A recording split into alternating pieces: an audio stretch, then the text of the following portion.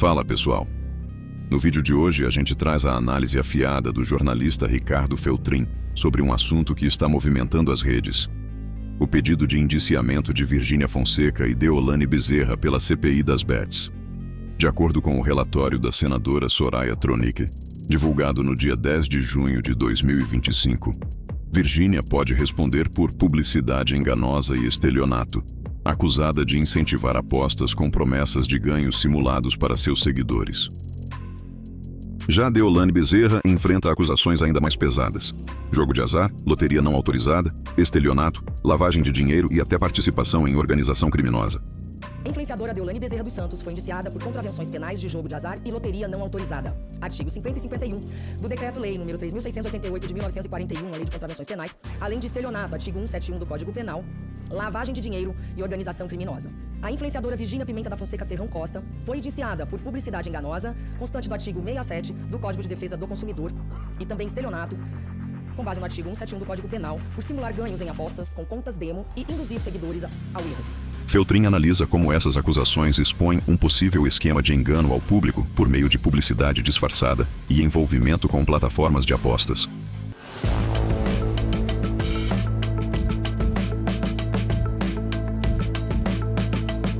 Aconteceu hoje, foi dado o veredito da CPI e olha só, entre as 16 pessoas que estão sendo indiciadas, 16 pessoas, empresas, facilitadores, empresas que transferem dinheiro, enfim, donos de bets eletrônicas, as duas estrelas de toda essa CPI, as duas maiores influencers do Brasil aí na área de joguinhos, vão ser indiciadas, pelo menos como chama? Está aqui, a doutora Soraya Tronic, senadora, anunciou, então, o indiciamento das pessoas. Quem é esse aqui? Também tem o Cleitinho, lembra? Aquele lá que pediu para fazer imagens com a Virgínia, se deu mal. Acabou tendo que pedir desculpa para os colegas, porque foi patético aquilo, né? Simplesmente uma vergonha que um senador pare uma CPI para fazer foto, para mandar para a filha da pessoa que está sendo ouvida. E aí a Deolane Bezerra, também uma surpresa para ela, segundo os advogados dela, advogados, né, da Virgínia estão absolutamente espantados com essa decisão, acharam que não ia acontecer isso. Mas, como eu disse na semana passada, o que aconteceu no caso da Virgínia foi que a senadora pede para ela, durante a CPI, que ela mandasse os relatórios financeiros dela e os contratos com as bets que ela já anunciou. E ela não entrega. Isso foi a bancarrota da Virgínia. Então, agora, o que significa indiciamento? Vamos lembrar de novo. Existe investigado, indiciado e réu. São três coisas diferentes. O investigado é investigado pela polícia, ou pela CPI, ou quem quer que seja. Como a CPI viu que havia indícios de que todo mundo está cometendo crime, a gente já vai ver uns trechinhos aqui do que a senadora fala, então eles estão indiciados e agora o Ministério Público recebe esse indiciamento, né, o pedido, e acolhe ou não. Se o Ministério Público acolhe, ele envia para a Justiça. Se a Justiça acolhe, se tornam réus. Entenderam? Isso pode parar no meio do caminho, nada garante que está tudo resolvido. Vamos ver uns trechinhos aqui, porque hoje aqui, dia 10 de junho, sai o resultado aqui. Então vamos ver uns trechinhos das falas da senadora e do pessoal da CPI. Vamos lá. E na finalização, Meu paciente motociclista. paciente do melhor oftalmologista que tem nesse país. Nós indicamos, né? Bom, partindo agora, senhor presidente, para a leitura do relatório, gostaria de esclarecer que sim, eu tenho em mãos aqui um resumo, considerando também que os senadores ao protocolou grande parte da documentação, nós estamos ainda analisando os anexos para que não, sob pena de incorrermos em algum erro e publicarmos qualquer documento que não possa ser, que não esteja em segredo de justiça. Mas os documentos relacionados pelos senadores ao si já cumprem essa importante missão. Também gostaria de adiantar, como a imprensa já soube, nós temos 16 indiciamentos entre pessoas naturais e pessoas jurídicas, aqui com empresários de bets e também influenciadores que se misturam com um e outro, mas o principal disso tudo, porque nós sabemos que não conseguimos apurar os crimes necessários, principalmente por conta da limitação temporal de uma CPI e da dificuldade da prorrogação dela. Então, o que de melhor nós podemos contribuir para a legislação. Só para avisar vocês, Gustavo Lima foi livre, tá? Não foi acusado de nada, nem a empresa dele, absolutamente nada, tá? Tá tudo certo com ele. Brasileira, e acima de tudo, uma proposta de um adendo à regulamentação por parte. Esqueci de falar. O que pode ter causado a bancarrota da Deolane? Eu falei da Virgínia, né? Não ter apresentado os relatórios. A Deolane se ofereceu para ir na CPI, disse que iria na CPI, e depois que ela é chamada para ir na CPI, aí ela vai no STF e pede para não ir. Então, acho que tudo isso acaba somando ali para queimar o filme da pessoa, né? parte do Poder Executivo para conseguirmos, pelo menos e minimamente, monitorar os apostadores.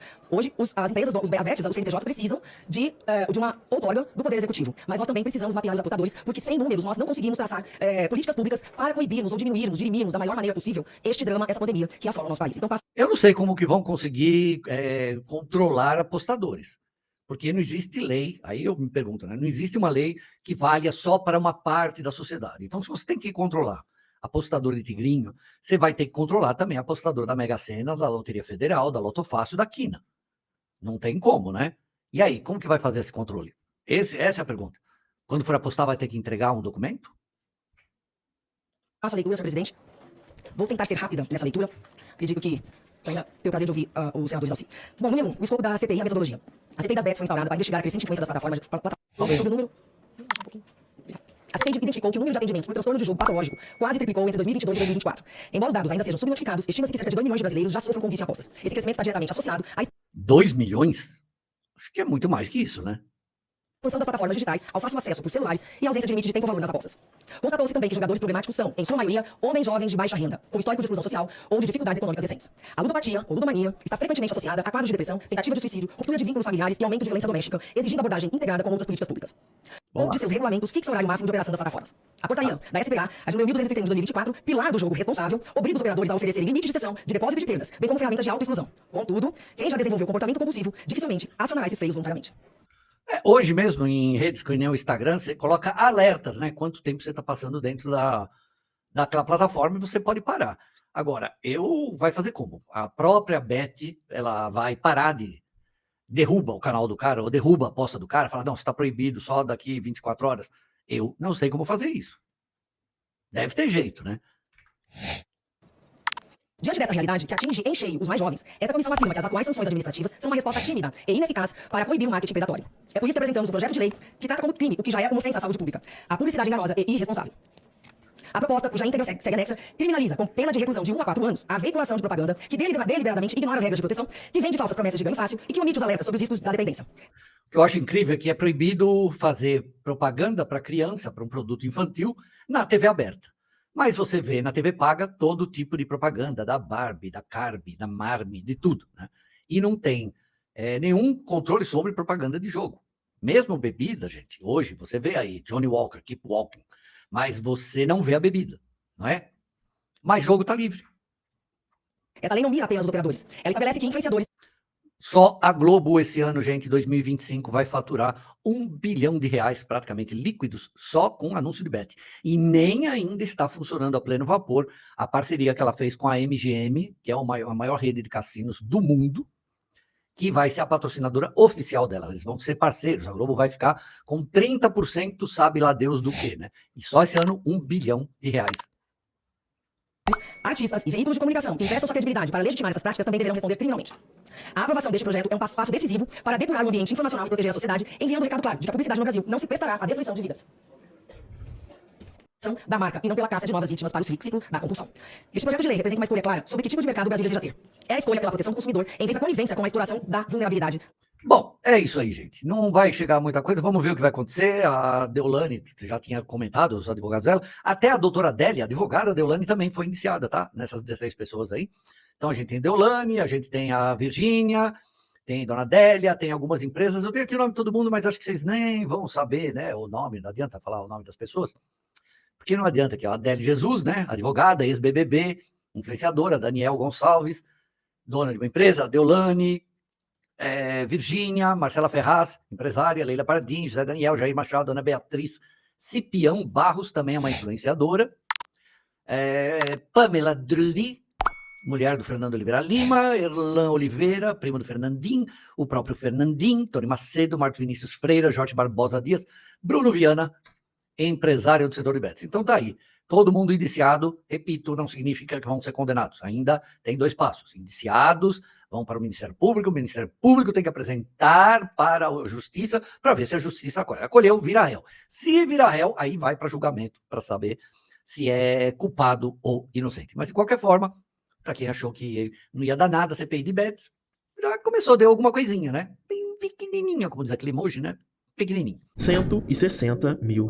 Sem precisar aparecer, sem precisar assinar algum contrato, sem precisar aguentar um chefe chato pegando no pé a semana inteira. Que tal fazer o seu próprio horário, trabalhar a hora que quiser, onde quiser? Uma ótima ideia, não é mesmo? Pois é, hoje essa será a oportunidade para você ter tudo isso. Você não precisa de anos de estudo, não importa se você tem poucas condições financeiras. Você conseguirá ter esses mesmos resultados, ou até melhores, se seguir o que eu tenho para te ensinar. Clique no link abaixo que estarei te esperando na apresentação especial que preparei para você. Corre, ela ficará privada daqui a algumas horas.